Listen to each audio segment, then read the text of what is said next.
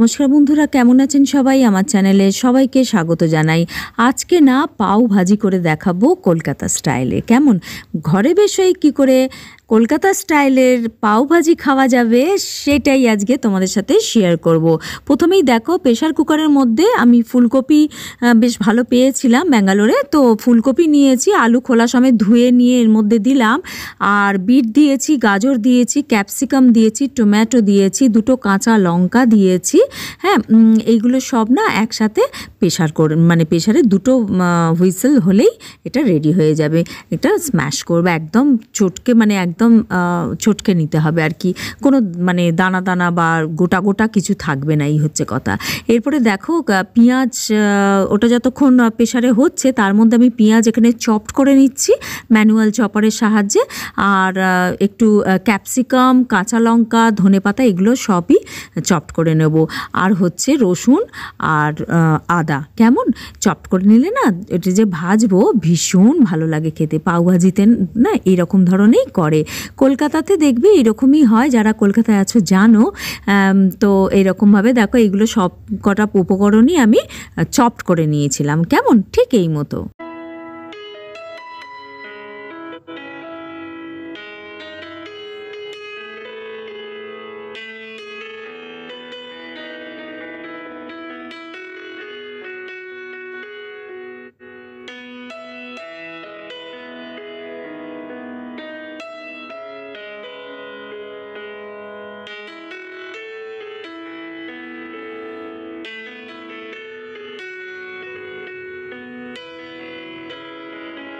দেখো সবজিগুলো আমার যা যা নিয়েছিলাম একদম সিদ্ধ হয়ে গেছে, আর জলটা ফেলে দিও না, জলটা বেশ অনেকটাই থেকে যায় যতই কম দাও না কেন।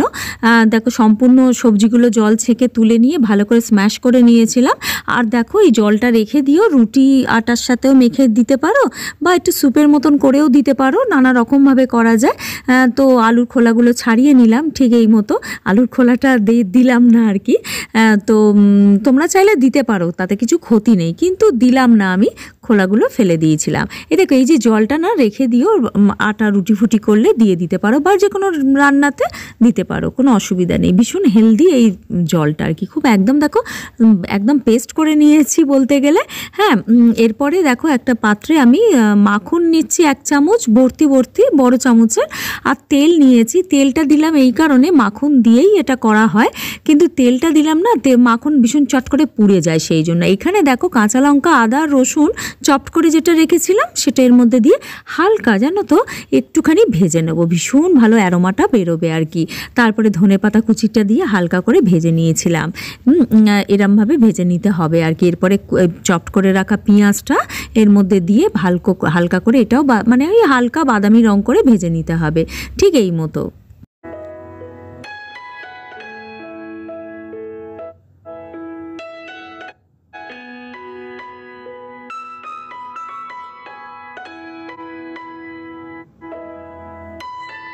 পেঁয়াজটা ভাজা হয়ে গেলে এতে আদা রসুন একটু পেস্ট দেবো। হ্যাঁ, পেস্ট আমার করা ছিল, সেটা দিয়েছি, দিয়ে একটু ভালো করে মিশিয়ে নিচ্ছি পেস্টটা, কারণ কি এই পেস্টটা দিলে না একটা আলাদা একটা গন্ধই বেরোবে জানো তো, বেশ ভালো লাগবে খেতে।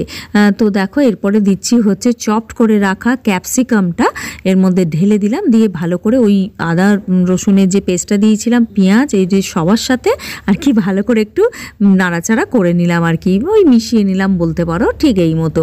এরপরে দেখো এই যে পেস্ট করে রাখা, স্ম্যাশ করে রাখা যে ভেজিটেবলসগুলো এর মধ্যে ঢেলে দিলাম। জলটা কিন্তু আলাদাই রয়ে গেছে আমার কাছে, জলটা অনেকটাই ছিল।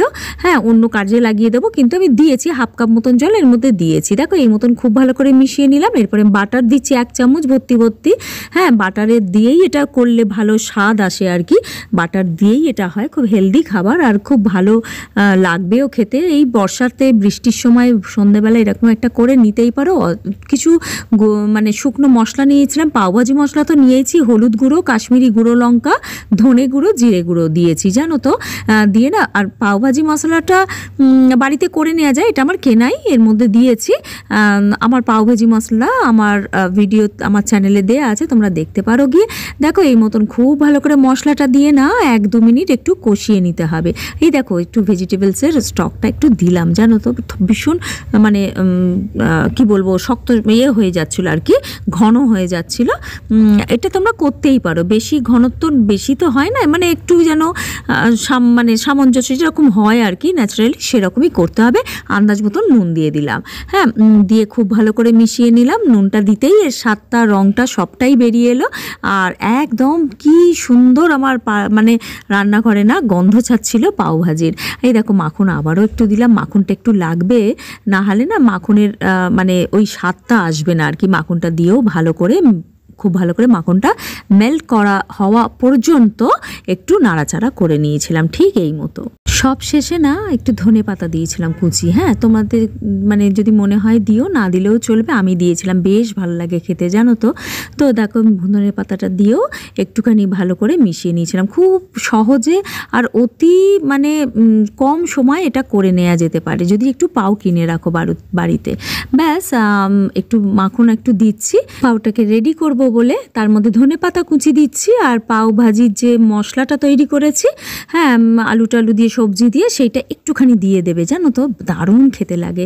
দিয়ে ভালো করে নাড়াচাড়া করে ব্যাস পাও দুটো মধ্যিখান থেকে কেটে এর মধ্যে একটুখানি মাখিয়ে মানে একটু ভাজা ভাজা করে নিও, হ্যাঁ। ভীষণ ভীষণ তোমার কলকাতার মানে স্ট্রিটে রাস্তায় যেগুলো পাওয়া যায় আমরা খেয়ে থাকি সচরাচর, হ্যাঁ, তো তার থেকেও ভালো হবে আমার গ্যারেন্টি। এই মতন করে তোমরা দেখো বন্ধুরা। আর দেখো এখানে পরিবেশন তো করলামই, তোমাদের শেষ অবধি দেখালাম, আর তার ওপরে দিয়েছিলাম মানে সবজিটার ওপর হচ্ছে কাঁচা লঙ্কা কুচিও দিয়েছিলাম, ধনেপাতা কুচি, পেঁয়াজ কুচি, আর সাইডে একটু ধনেপাতা কাঁচা লঙ্কা সেটা তো দিয়েইছি, পাতিলেবুও দিয়েছি, বেশ ভালো লাগে একটু পাতিলেবুর রস দিয়ে খেতে। পেঁয়াজও দিয়েছিলাম, আর ওপর থেকে না একটু মাখন দিয়েছিলাম, জানো তো ভীষণ ভালো লাগে। মাখনটা যখন গলে যাবে তা সেই সময় খেলে না দেখো কেমন লাগলো গো আজকের রেসিপি, জানাতে ভুলো না কেমন। আজকের মতন তাহলে এইটুকু থাক, কাল আসছি নতুন কোনো কন্টেন্ট নিয়ে। ভালো থেকো, সুস্থ থেকো। Thank you friends.